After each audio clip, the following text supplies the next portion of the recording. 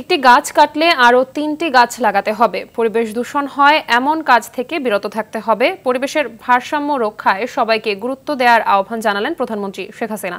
বঙ্গবন্ধু আন্তর্জাতিক সম্মেলন কেন্দ্রে বিশ্ব পরিবেশ দিবস ও পরিবেশ মেলা ও বৃক্ষ মেলার উদ্বোধন অনুষ্ঠানে একথা বলেন তিনি।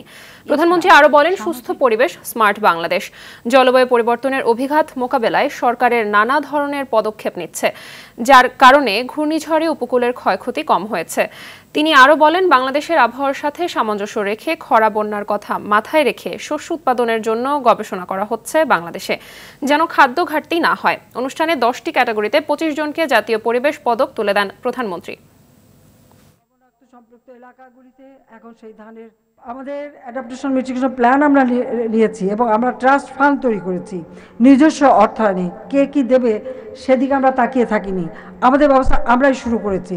এটা আজকে অনেক দেশ কিন্তু অনুসরণ করছে এবং যে সমস্ত ক্ষুদ্র দ্বীপাঞ্চলগুলি এবং অন্যান্য যেগুলি ক্লাইমেট চেঞ্জের সব থেকে বেশি ক্ষতিগ্রস্ত হতে পারে, তাদের সঙ্গে কিন্তু আমরা আমাদের এই অভিজ্ঞতাটা আমরা তাদের সাথে বিনিময় করছি। তাদের দেশের ভৌগোলিক অবস্থান অনুযায়ী তারা সেইভাবে অ্যাডাপ্টেশন প্ল্যান করবে, সেভাবেও কিন্তু আমরা আমাদের মতামত দিচ্ছি এবং তাদের সঙ্গে আমরা সহযোগিতা করে যাচ্ছি।